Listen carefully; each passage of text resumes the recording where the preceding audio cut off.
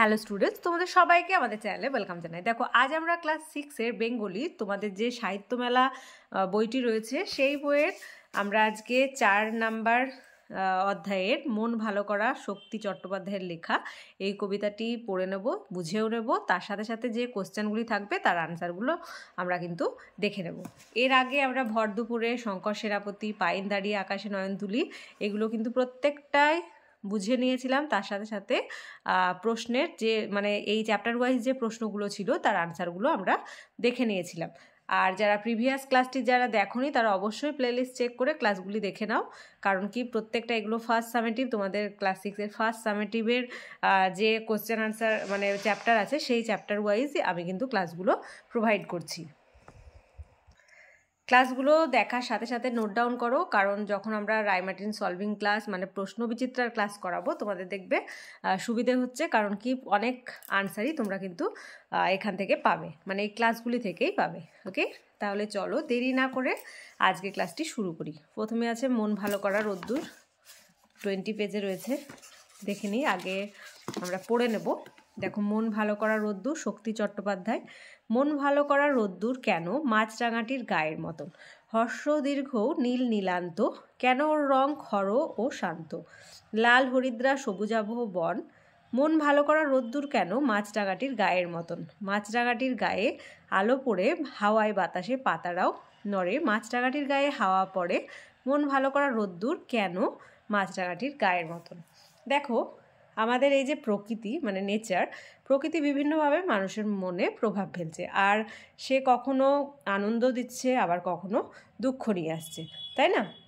সকল জীবের প্রতি আমাদের এই মানুষ বলো, যে কোনো জীব বলো, প্রত্যেকটা জীবের প্রতি কিন্তু আমাদের প্রকৃতি তার যে নিজের দানের ডালি উজাড় দানের ডালি রয়েছে তার উজাড় করে দিয়েছে, তাই তো?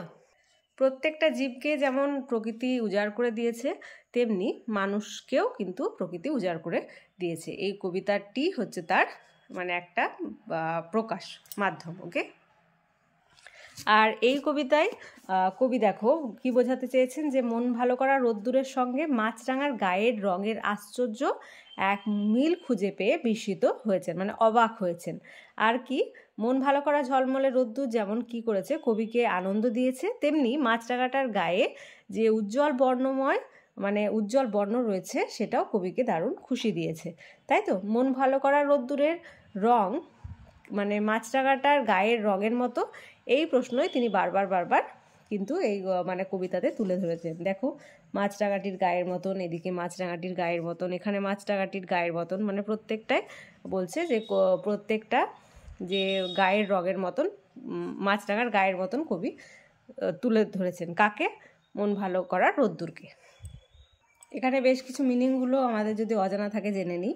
হর্ষ, এটা হবে ছোট, দীর্ঘ হচ্ছে লম্বা, নীল নীলান্ত হচ্ছে নীলবর্ণ ও তার বেশি নীলাভ নীল রঙের, খর হচ্ছে তীব্র, শান্ত তোমরা জানোই, হরিদ্রা, হরিদ্রা হচ্ছে হলুদ, আর সবুজাভ সবুজের আভাযুক্ত, একদম বলে না যে হালকা টাচ এসে গেছে সবুজের, ওরকম সবুজের আভা। ওকে, কবি পরিচিতিটা পড়ে নিই। বাংলা ভাষার অন্যতম প্রধান কবি শক্তি চট্টোপাধ্যায়। তিনি জন্মগ্রহণ করেছেন 1933-এ আর তার মৃত্যু হয়েছে 1995-এ। জন্ম দক্ষিণ 24 পরগনার বহুরু গ্রামে, পড়াশোনা করেছেন কলকাতার প্রেসিডেন্সি কলেজে। তার প্রথম কাব্যগ্রন্থ হে প্রেম হে নৈশব্দ, একটু আন্ডারলাইন করে নাও, হে প্রেম হে নৈশব্দ, যে শক্তি চট্টোপাধ্যায়ের প্রথম কাব্যগ্রন্থ কি? হে প্রেম হে নৈশব্দ, আন্ডারলাইন করে নাও। এছাড়া ধর্মে আছে জিরাফেও আছে, হেমন্তের অরণ্যে আমি পোস্টম্যান, সোনার মাছি খুন করেছি, যেতে পারি কিন্তু কেন যাব, উল্লেখযোগ্য কাব্যগ্রন্থ। এইগুলো হচ্ছে এক একটা তার কাব্যগ্রন্থ। কুয়োতলা, অবনী বাড়ি আছো, বিখ্যাত উপন্যাস, এগুলো হচ্ছে উপন্যাস। তিনি আনন্দ পুরস্কার এবং সাহিত্য অকাদেমি পুরস্কার পেয়েছেন। তাহলে তিনি কি কি পুরস্কার পেয়েছেন? আনন্দ পুরস্কার এবং সাহিত্য অকাদেমি পুরস্কার। এবার দেখো, শক্তি চট্টোপাধ্যায়েরই রচিত শক্তি চট্টোপাধ্যায় রিলেটেড কিছু কোশ্চেন দিয়েছে। শক্তি চট্টোপাধ্যায় কোন কলেজের ছাত্র ছিলেন? আমরা পেলাম কলকাতার প্রেসিডেন্সি কলেজের। তার রচিত দুটি কাব্যগ্রন্থের নাম এই যে ধর্মে আছি জিরাফেও আছি, হেমন্তের অরণ্যে আমি পোস্টম্যান, মানে যে কোনো দুটো লিখে দেবে। আর উপন্যাস বললে এই যে কুয়োতলা অবনী বাড়ি আছে, এগুলো হচ্ছে উপন্যাস। এবার কি বলছে আমরা এখান থেকে দেখে নিই। বিপরীত শব্দ, হর্ষ, দীর্ঘ, বাক্য রচনাগুলো নিজেরা করে নেবে। খর, মৃদু, শান্ত, অশান্ত। আর নিচের কোন মূল শব্দ থেকে এসেছে? রোদ্দুর, এটা রৌদ্র সংস্কৃত শব্দ থেকে এসেছে। গাত্র সংস্কৃত শব্দ থেকে এসেছে।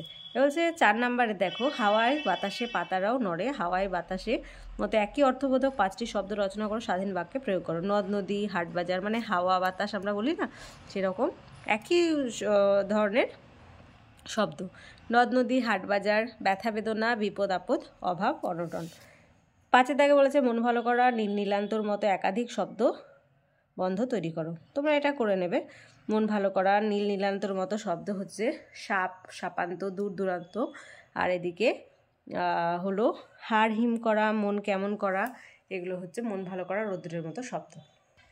এগুলো এক্সামে খুব একটা দেয় না, তাই অতটাও ইম্পর্টেন্ট না, তবু দেখে রাখো ক্লাসের পড়ার জন্য। এবার বলছে গদ্যে লেখো, মন ভালো করা রোদ্দুর কেন মাছরাঙাটির গায়ের মতন। মন ভালো করা রোদ্দুর মাছরাঙাটির গায়ের মতন কেন? নিচের প্রশ্নগুলোর উত্তর। ফার্স্ট, কবিতায় কবি মনে কোন কোন প্রশ্ন জেগেছে তা নিজের ভাষায় লেখো, খুব ইম্পর্টেন্ট। লিখবে কবিতাটিতে যে প্রশ্ন কবির মনে বারে বারেই এসেছে তা হলো মন ভালো করা, যে রোদ তা কেন মাছরাঙা পাখির গায়ের রঙের মতন। খর্ব দীর্ঘাকার এবং যে রং মাছরাঙার গায়ে ছড়িয়ে আছে তা কেনই বা এত তীব্র অর্থাৎ গাঢ়, আবার কেনই বা এত শান্ত স্নিগ্ধ। মাছরাঙার গায়ের রং কি লাল, হলুদ আর সবুজ মাখানো বনের মতো? এমন প্রশ্ন কবির মনে সৃষ্টি হয়েছে। নেক্সট চলে আসি, মন ভালো করা রোদ্দুরকে কবি কিসের সঙ্গে তুলনা করেছেন? খুব ইম্পর্টেন্ট, স্টার দিয়ে রাখো। মানে আমার কাছে এখন পেন্সিল নেই বলে আমি পেনে দাগ দিচ্ছি না, তোমরা স্টার দিয়ে নাও।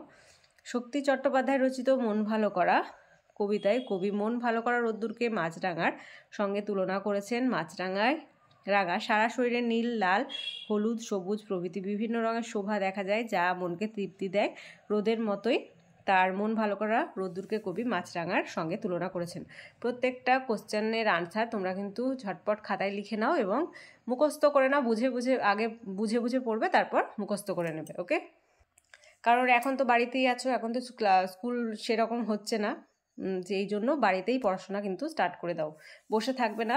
কারণ বাড়িতে এখন থেকে যদি পড়াশোনা রেডি করে দাও, মানে প্রিপারেশনটা ঠিকঠাক করো, দেখবে ফার্স্ট টার্মে খুব ভালো রেজাল্ট হবে।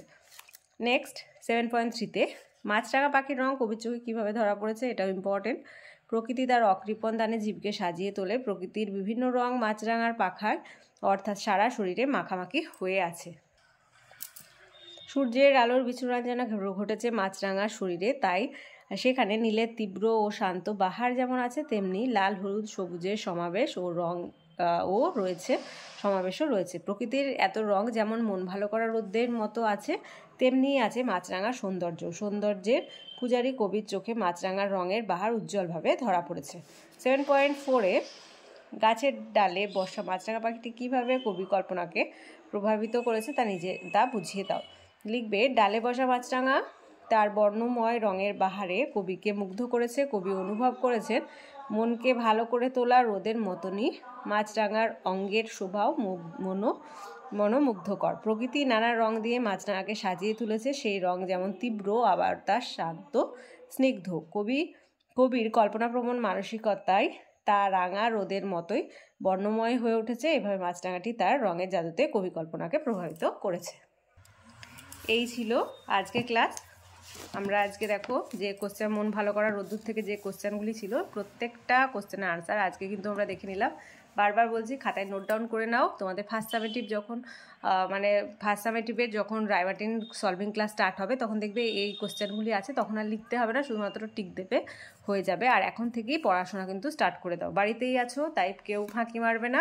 এখন থেকে পড়াশোনা, বারবার বলছি, এখন থেকেই পড়াশোনা স্টার্ট করো, তাহলে কিন্তু পরীক্ষায় ভালো রেজাল্ট হবে। ওকে, আর আজকে ক্লাসটি ভালো লেগে থাকলে অবশ্যই একটা লাইক দেবে, আর ভিডিওটি বন্ধুদের সঙ্গে কী করবে, বন্ধুদের সঙ্গে অনেক বেশি করে শেয়ার করবে। আর ক্লাস যারা প্রথমবার এসেছো তারা অবশ্যই চ্যানেলটি সাবস্ক্রাইব করে নিও, আর যারা সাবস্ক্রাইব করে রেখেছো তাদেরকে অনেক অনেক অনেক থ্যাংক ইউ।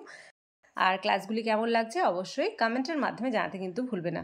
তোমাদের সুবিধার্থে একটি টেলিগ্রাম গ্রুপ ওপেন করা হয়েছে, যদি সেই গ্রুপে কেউ জয়েন হতে চাও এই ভিডিও ডেসক্রিপশন বক্সে লিঙ্ক দেওয়া থাকবে, সেখান থেকে তোমরা জয়েন হতে পারো। তাহলে আজ এই পর্যন্তই, তোমরা সবাই খুব ভালো থেকো। Thank you.